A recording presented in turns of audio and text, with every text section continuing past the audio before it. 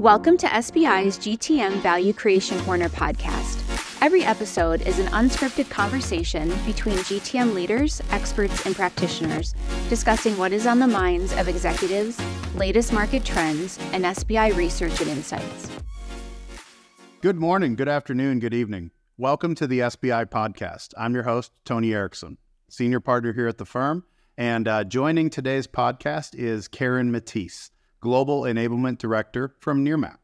Karen is leading the charge at Nearmap to deliver against the big bet known as Know and Grow talent within Nearmap in 2023.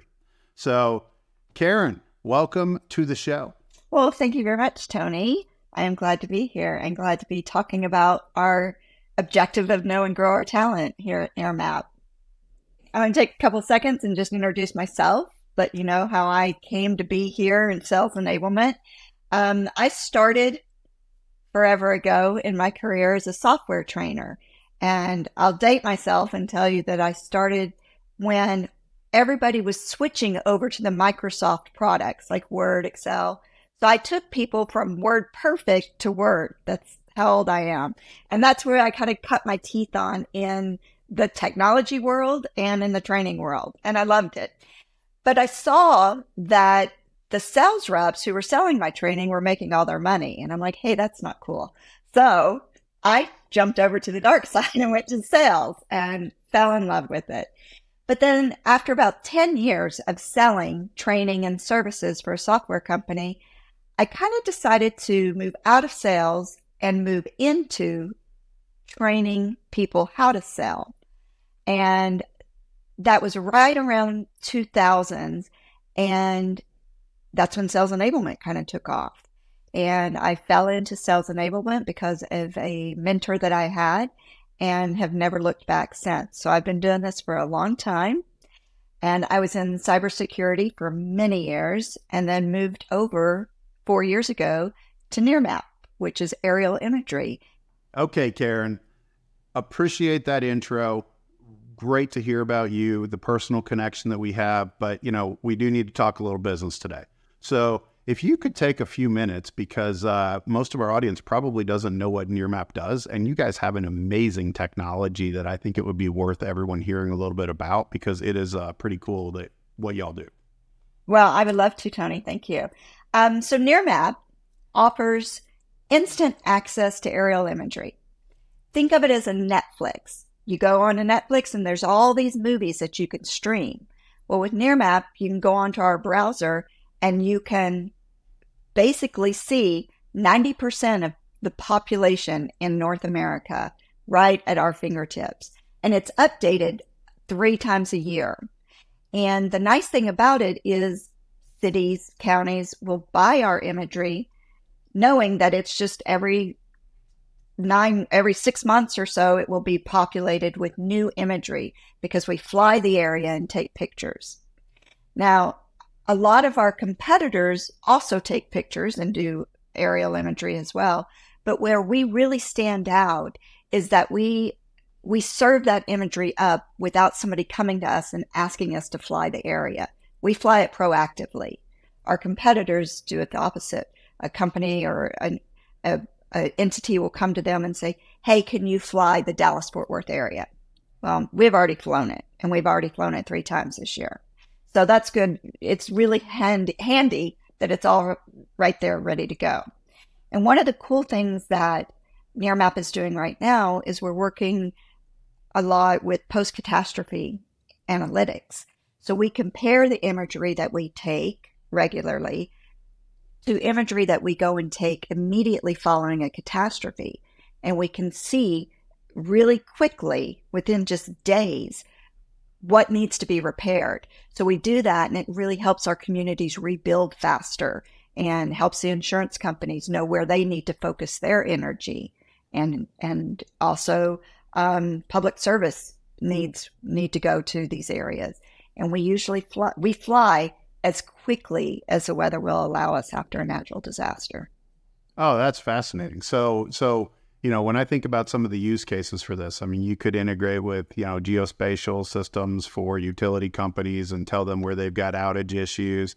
You could, work with insurance companies and tell them where buildings have been completely destroyed or in harm's way. I mean, there's so many use cases. I could see this being plugged into many, many apps. So does it integrate with apps? Do they have to use the Nearmap app, or is it all of the above? Great, Tony. Great question. We have our own map browser that our customers can go to and see it streaming, but it also easily integrates into several different applications. Like you said, utility applications, government applications. Esri is a huge one that we partner with, and a lot of companies use Esri, and they can use our imagery in there to build cities. I mean, there's so much you can do. One of my favorite use cases is for concerts. Police departments will use them to see where a line of sight is, so they know where to put people to manage everything that's going on at the concert. So I really love that. I think that's kind of a cool use case. Yeah, that's awesome. Okay, that is exciting. Thank you for sharing some more about that. So we'll go ahead and jump in on the topics now. So look, let's jump in. We got a lot of topics to cover today. And, I think the first part of the story that we should talk about is a bit of Nearmap's evolution here as of late. So, as part of the Thoma Bravo take private transaction that occurred, you guys began implementing OKRs. And one of those is to create a world-class enterprise go-to-market team. So a typical project after a take private, event that you're going through right now is you first look at how to transform the go-to-market. And often this focuses on people, processes, and tools. So when we think about the people specific to your Know and Grow initiative, clarity is key. So how have you cascaded this concept of Know and Grow? Thinking about OKRs and the general principles behind them, the goals of moving those all the way down through the organization. So what have you guys done to put those through the organization to make sure everyone understands how to impact a great day? It's a very full question there, Tony. So let me kind of break it down a little bit. When we got purchased by Thoma Bravo, a lot of things happened all at once. And one of the things that we implemented throughout the company were the OKRs. And there was a lot of scuttlebutt around that. Everybody was rushing to build their OKRs, and the corporation came up with 3.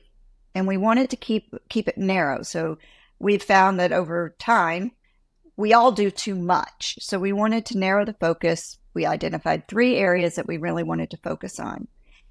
And then each department wrote their departmental OKRs in support of the corporate OKRs. And that's where we came up with the Know and Grow Your Talent to support our corporate OKR of growing and improving our go-to-market team.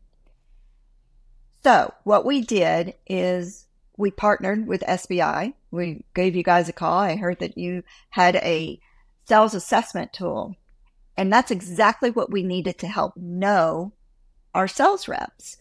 It's very subjective when you have a sales leader who has 10, 15, 30 sales reps under them, and they go through and try to identify their sales reps' strengths and weaknesses. And they may not really know because they don't spend every day with them. But this assessment that we put together, that we used, actually gave the sales reps a chance to say what they were good at and what they weren't without writing it down. The assessment asks questions, and it uncovers from those questions what competencies they're strong at and what they might need a little bit of help in. So that's what we decided to do to know our talent. And then from there, we took those results, and now we're working to grow our talent.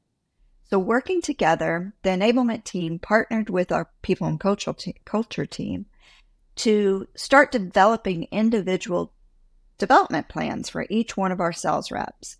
We talked with all of our sales leaders, HR, and enablement. So there was a crew, and we evaluated each person on our sales team using the SBI results as a very strong data point. And then from there, we're able to now build out their development plans for each one.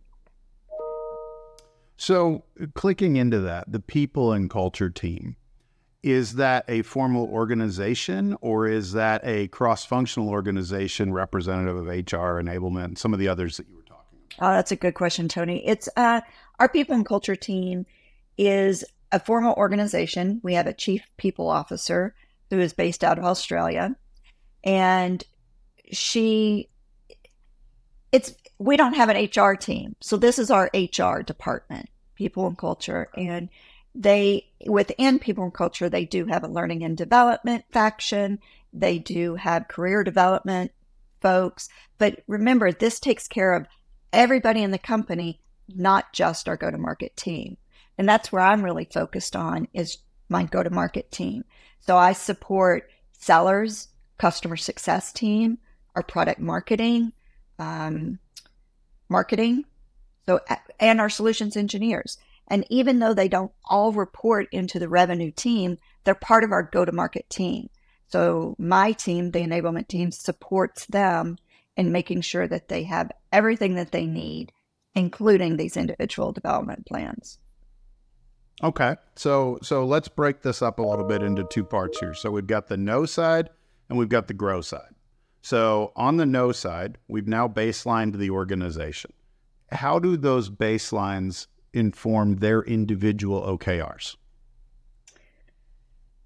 What we did is, first of all, we're just rolling out the CSM assessment today. So we're pretty excited about that. We did the baseline with the assessment, got their results back, and it showed us through the results that overall, we noticed that our sellers were low in their confidence of our product.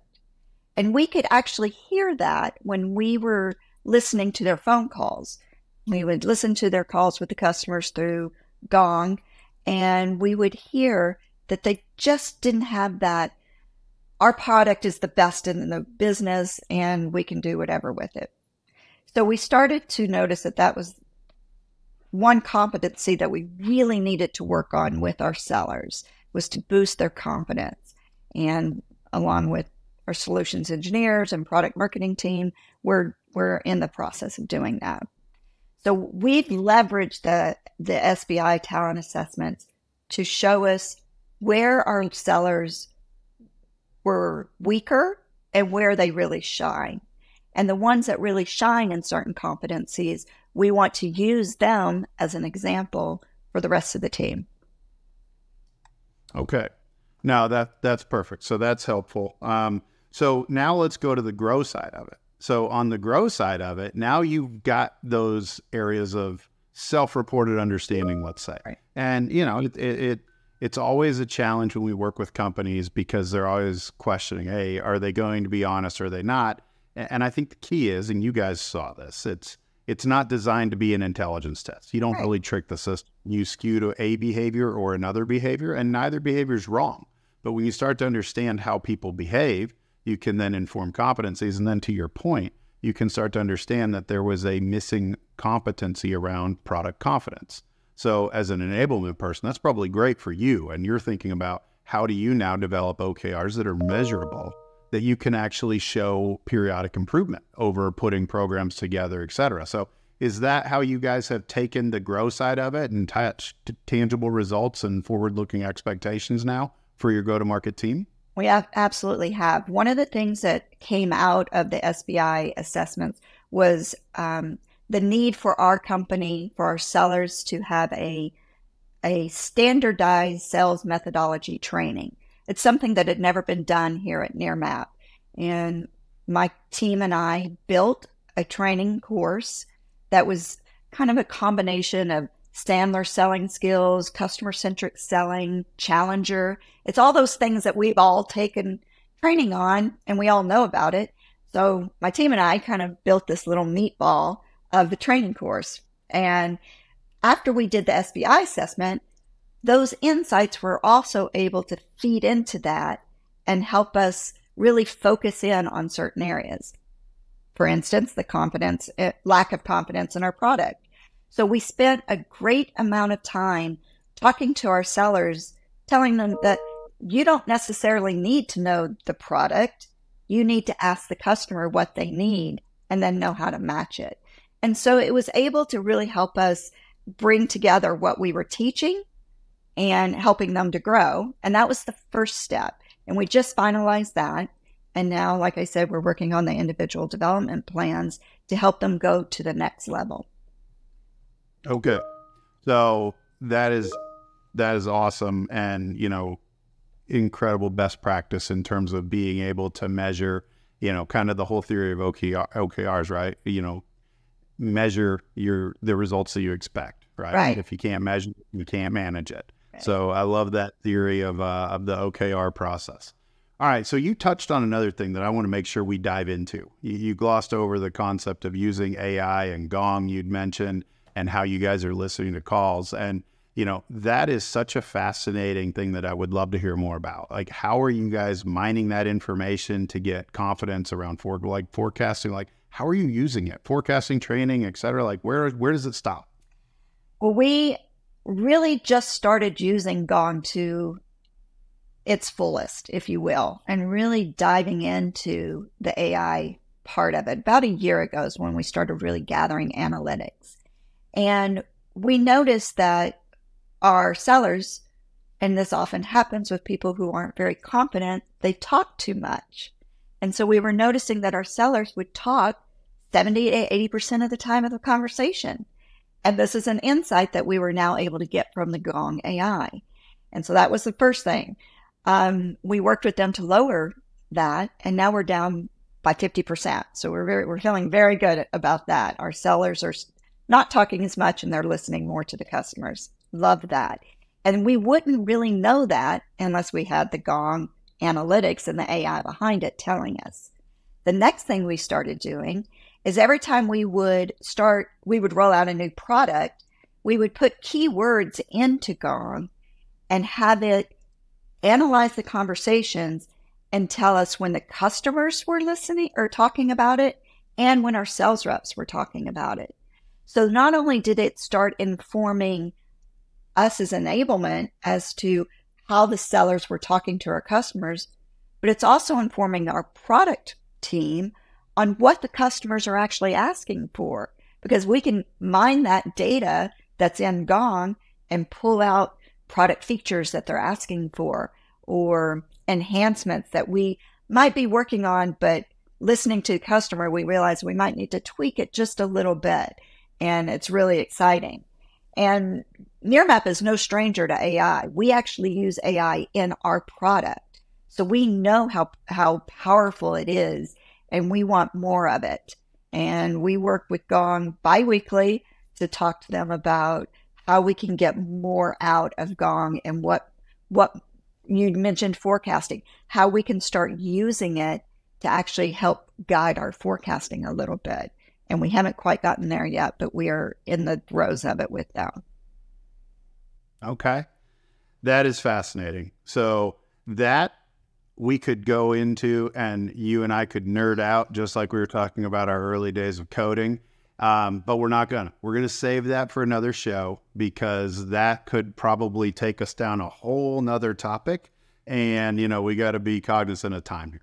So let's wrap it up for today. And I want to make sure, though, before we wrap up, we're going to do a little game here. Oh, no. So I got a rapid fire set of questions, and there is no wrong answer, but these were not in the script. So we're going off script here. So this could be edited out, or this could be the greatest hits that we use to promote this show. All right, let's have it. Number one, was the first manifesto around what is sales enablement written on WordPerfect or Word? Word. Okay, Word it is. All right, number two, would you rather spend 8 hours coding, something you'd mentioned earlier, or 8 hours sitting on video conference calls?